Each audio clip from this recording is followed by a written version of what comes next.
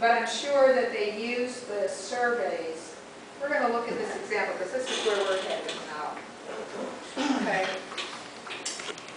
They took, and if you remember, when we did this exercise, and remember we left out the first category, which you have to map at some point, you know, in your curriculum. You have to see where the important disciplinary contents, what the disciplinary objectives are, outcomes are, and you know where they're found in your curriculum.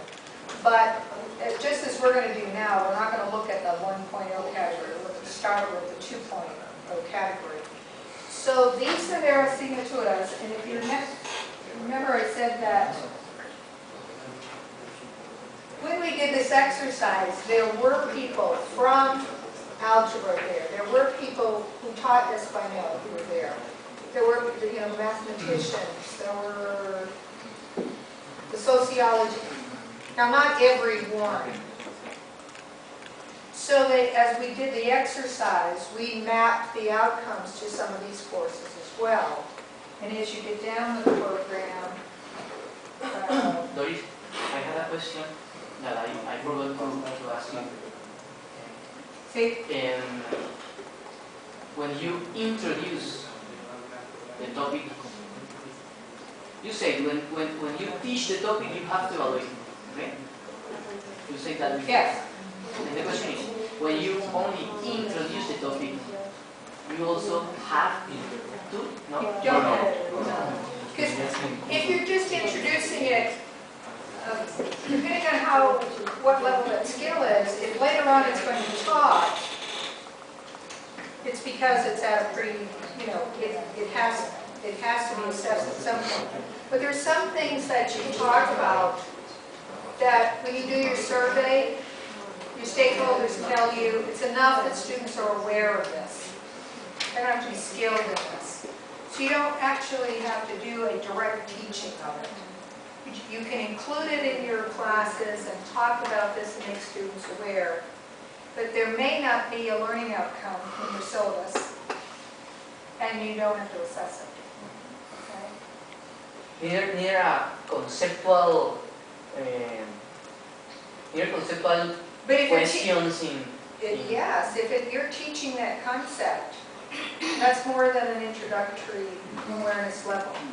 I'm going to hold you responsible for knowing, understanding this concept. That's teaching. Introduction is an overview. It's an overview.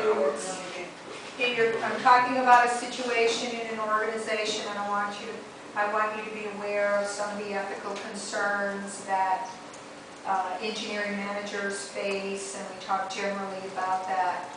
I'm not going to hold you responsible for a deep understanding of it. It's not going to appear on any test anywhere. I'm just making you aware of the situation. Okay?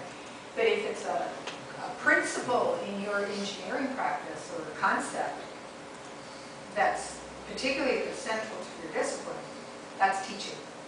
And it needs to be assessed. And so, how do we assess it? Well, how do you assess it now? You give them an exam. Give them a written exam. Because it's important that they understand those concepts and principles. So you teach it and you assess it. Okay. So let me go back up to the top. Here are the asignaturas. Sí. Only an annotation about this matrix es mucho más compleja de la que hemos hecho nosotros. Porque las competencias están mucho más especificadas, mucho más detalladas. Es que no están las competencias, están los outcomes. Están los outcomes. Están todos los outcomes de toda la malla. La reflexión que yo he hecho es que en el proceso que nosotros adelantamos simplificamos mucho la matriz en las dos dimensiones. En la dimensión de las materias solamente consideramos las del departamento. Sí, bueno, no importa, pero de todos modos, aquí está, es un proceso mucho más detallado. Claro. Bueno, pues ya nos dimos cuenta que lo que nos falta es trabajo. No, pero yo creo que hay ese balance tenemos que retirar, porque por ejemplo Diana, lo que me contaba contaba ayer más o menos lo que nos contaban es prácticamente es una competencia con un objetivo, ¿sí? Uno. ¿Ah? Entonces, y a ellos les ha funcionado, nosotros tenemos que encontrar nuestro balance. Hugo, yo creo que el balance es, ya el syllabus de CDIO está establecido. Lo que tenemos es simplemente que hacer revisar las materias a la luz de ese sílabo. Yo estoy de acuerdo con que sí la y estoy de acuerdo. Lo que pasa es que esa es una discusión que hay que tener, claro, hay que como tener. Fernando, por ejemplo. Claro. ¿Sí? Pero es que si nos vamos a acreditación internacional... Sí, pero de todas maneras... Sí, pero de todas maneras, nosotros como institución, hallazgo de abogado del CREA, tenemos una esencia y usamos unos términos. Otro gallego, hermano. Y usamos unos términos y cosas que debemos mapear. No, pero porque es que gallego. Es que lo estoy sobornando aquí. Decir Eso es por alejar a Alessandra, que es que está muy cerquita de él. Le está agarrando mente. Sí. So now, we're talking about complexity here. This process. And I'm looking at, for example, algebra. And just in the personal skills, the professor has to evaluate 3, 4, 5, 6 different. It is, I have It's the quite complex. remark for Right. It's a huge complexity. Yes, it is. Now, How are they trying to this do it? process was not finished. I just wanted to show you where they were in the process and what we have to do next. And in fact, what you were seeing here, we're not going to start by doing the matrix. There's a step that we have to do first. But remember, this is a draft. This is not the finished product. Because you have to remember that it was the people in the room at that time, that day, that made those assignments to those courses.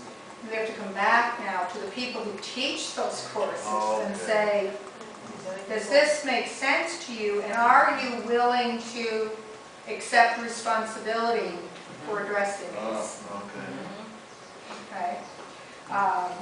And particularly if you assign it to courses that are not in your control. Because the answer is likely to be no. And particularly if they weren't involved in the process of assigning to begin with. All right? So we'll look at... The feedback for complexity reduction is coming from the teacher. Yes. Yes. Okay. Let's look at the slides. So I think, and the other examples that you're not going to be able to read, but okay, if you have the slides, I think we're starting.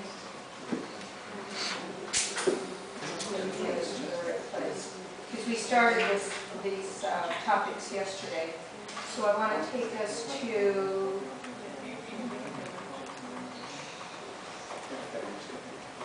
Okay, slide number 20. Okay.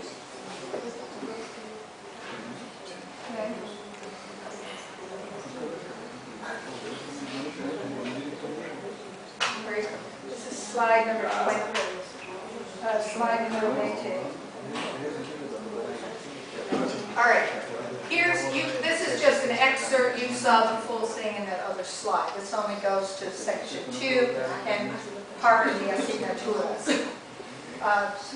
And we looked at the full query. Here is the one that was sent to me about systems engineering. Okay, again, I can't even read it from here because it was pasted as a picture and it doesn't work. But I just wanted to see that you really set up the same kind of matrix where you put your competencies across the top or your learning outcomes, okay? And you put your, okay, so these are your, so the word objectives goes with over here, okay. Yeah, and these are your asignaturas, okay. Now, we already talked about, in fact, this is not a bad way to, know, as I was thinking about this, if it's clear to you what your I, R, and A mean, We thought so. no, what I'm saying is if you define them and it's clear to you, go ahead and use them. Just keep in mind that if, to me, reinforce is not the same thing as teaching it the first time. But if you want it to be teaching, But we made the discussion yesterday. Yeah. Like, but Doris said us, perdona, estuve discutiendo con Doris a la salida este tema y me dijo, mire, el problema es lo siguiente, el problema es que con esto cuando usted dice evaluar, y si usted se va a evaluar, ¿sí?, por acá atrás, es demasiado tarde. Y usted no tiene feedback y usted no sabe quién es el responsable, ¿sí? Porque la responsabilidad está diluida a través de un poco de cursos, ¿sí? Entonces lo mejor, lo más indicado es en el momento que usted lo enseña, usted lo tiene que evaluar, ¿sí? Y la aplicación, la A, que es pues, una confusión con la lengua, la aplicación es tener esa aplicación, el estudiante ya tiene esa competencia y lo pasamos en esa competencia para seguir adelante. Claro, que Claro, el saber hacer. Sí, Claro, claro. hablamos desde nuestro modelo de competencias, la A es el saber hacer. El saber hacer, sí. Una T es el saber conocer. Una pregunta bien interesante es, esos literales que nosotros estamos usando y la definición de lo que son, ¿de dónde fueron tomados? De la administración. ¿De administración? ¿Y administración de dónde los tomó? Del modelo de... El modelo y metodología que tenemos nosotros, lo que dice el estándar, De la acreditación La acreditación de del metro ustedes. cuando vino a darnos Ellos les dijeron, Usen ese modelo. Pero Doris nos dice, usted nos dice, mire, y tiene razones, claro, tenemos que discutir a ver qué es lo mejor, es decir, todo se puede hacer, cualquier cosa se puede hacer, pero creo que lo mejor es que en el momento en que usted se compromete con una competencia o con un objetivo de aprendizaje, tiene que evaluar el objetivo de aprendizaje y no puede esperar hasta el final para evaluarlo, no puede ser el proyecto de grado el momento, por ejemplo, en el caso de nuestro, el momento que evaluamos un poco de cosas. Es discutible por esa metodología. Estamos de acuerdo. Pero nosotros hacemos Nosotros que en evaluaciones también de ocasiones- acuerdo al grado, ¿no? Nosotros no esperamos como hasta el final, nosotros tenemos en semestres intermedios mediciones de cada competencia, no solamente al final lo hacemos. Claro, No, de acuerdo. pero es que tenemos que hacer la continuidad. Yo siento que, yo creo que ese es como un acto de contrición nuestro, en el sentido, por ejemplo, que si nosotros queremos que el estudiante sea capaz de escribir un paper y en el currículo tenemos comunicación oral o escrita, pues tenemos que ir por lo menos a hurmear allá a ver qué es lo que ellos traen. O por lo menos decir, prepárenlo los estudiantes de esto. Y no es responsabilidad de ellos, es responsabilidad del programa, responsabilidad nuestra orientada. O por lo menos saber hasta qué nivel va a salir ese muchacho. Claro, Es que fíjate, por ejemplo, claro, es que también yo no lo propio ver las cosas. Sí, claro. Pensamiento crítico. La A. nobody's assessing. Nobody's assessing. Pues en proyecto de grado. Cuando los Until they get to the end. Mira, nosotros lo que hicimos este trabajo, Hasta el lo que definimos en la facultad era que íbamos a hacer 2 mediciones de cada learning goals como mínimo, 2. Eso fue lo que establecimos. Obviamente nosotros lo consultamos con el mentor, nos dijo, está bien, ustedes lo pueden hacer y la ICSB, que es nuestra acreditadora, lo acepta así. Tener al menos en cada competencia 2 mediciones. Introduce refuerzos, pero tienes 2 mediciones. Claro. No solo las letras, sino una indicación de cómo las letras deberían ser incluidas. Por ejemplo, debe incluirse mínimo 2 veces Y durante eso el lo currículum. deciden ustedes. Ahora, a mí, yo lo que Claro, creo es que claro, está pero- sustentado en la metodología. Pero de ley sí es bien. No, pero podría ser usable por nosotros también, Andrés. Lo que pasa es que... No porque a nosotros nos van a medir con aves. Bueno, a ver. Pero es que acuérdense que las acreditadoras No, dan claro. flexibilidad en la decisión de la escuela. O sea, ellos deciden, Claro que sí. ellos dicen, ustedes tienen la flexibilidad de decir si hacen 3, hacen 2, eso O es tal vez que decisión de seamos ustedes. consistentes. Exactamente. O sea, no importa, cuando digo no importa es podríamos usar ese, lo que tenemos que ver es con cuál nos sentimos más cómodos. Es que Hugo, yo Eso, creo que yo me siento más cómodo con ese. nos está pasando lo mismo que los estudiantes de la maestría. Y es que no hemos tenido un asesor metodológico. Ustedes han tenido un asesor metodológico que no. No, claro. José Hernando, ¿cómo que no hemos tenido? Pues sí, sí hemos tenido. Pues Armando nos va a apoyar a nosotros también, pero hemos tenido al mentor. Sí, eso es nuevo para la universidad. Claro, Como es nuevo para la universidad, es mejor tener una persona con esto. Oye, ya, pero Es lo que estoy queriendo decir, Now que when it gets tenemos that Que Hugo está echando hemos chamboneado. I just know that I've lost Hemos control. tenido, pero lo que pasa es que Y hemos chamboneado. hemos tenido, pero, José Hernando. Ustedes han leído lo que está Pero no importa, hombre, no tiene sentido la ley. Es tomar posición. In the course of Yo creo que el tema es, uno lo puede hacer, como les decía ahora, uno lo puede hacer de muchas formas. Cuando lo estuve discutiendo, lo pueden hacer así, y es lo único conveniente. Nosotros de pronto, si nos sentimos como ya que estamos empezando y podemos, Claro, podemos echarle podemos decir, hagamos eso que nos sentimos más cómodos y podemos estar un poquito más seguros de que la competencia va a ser Pero si quisiéramos persistir como institución,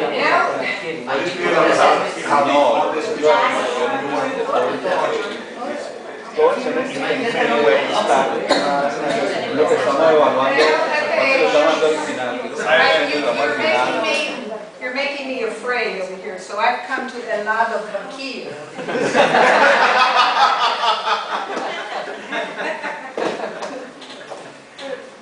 Yes, the point I'm trying to make is I don't want you to think that you've done all this work for nothing. This is important work and you really made some great advances.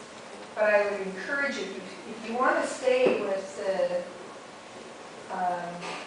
you either have to at some point, and the big problem here is that nobody's assessing until the end. And that's a problem. Because what if they get to the end and they don't have the skill? Yeah. So you need to have some assessment. All continuous. It starts right at the beginning and it continues through the program. Because at the end, when you're trying to assess, let's say it's critical thinking, and you have one test at the end that asks, are they critical thinkers, or can they think critically? If they pass it, you say, okay, that's no problem. If they don't show that, by the end, you don't know which piece of it they can't do. But if throughout the program you teach pieces of critical thinking, and they can show, okay, I can do that analysis. I can do that exposing the ideas. I can do that justification. And then if I don't pass at the end, you at least know what piece of it was I not able to do. Okay? But if I have just one point of reference, it's not enough data. Because, and this is where we'll start with the assessment. I know we keep jumping around all week, but the question that you always want to ask, the assessment question is, have the students reached the outcome? That's your research question, if you will. If you're doing research, you ask, what is your research question? That's your research question. And it's very simple. Can they do it or not? Do they know it or not? Have they developed that attitude or not? Now, when you're doing your research, you ask your research question, what's your next step? What's your next step? Let me finish this part. Excuse me, if you will, please. You what? Okay, you make your plan, and then what do you do as part of your plan? The next step, you have your question. You collect data. You collect data to answer your question. That's all you're doing with assessment. Is you're collecting evidence that's going to help you to make the decision about yes, they can do it, no, they can't. When you're doing your research, do you measure one thing one time? Too small a sample. Same principle. If you test them once at the end, It's not that that's a bad idea, it's just that it's not enough. You've got a single data point. You can't make a decision about your research question with such a small sample. So it works the same way as your research. And you decide, how big does the sample have to be? How much data do I collect? Only enough as you need to make the decision with reasonable certainty that you've made the right decision. Same principles, okay? Because is there such a thing as too much data? Yeah. You just get lost in it, okay? Only enough that you need, and besides, if you keep, it's costly. It costs money to collect data, and you all know that with your research. It's the same thing here.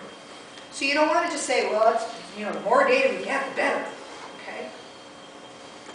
Too costly. So enough data, but one data point's not enough. Okay? So this is what I'm saying. You need to collect a bigger sample. And that doesn't mean wait to the end and test them 10 times, okay? Get some data along the way. Hugo, your question. Regarding that,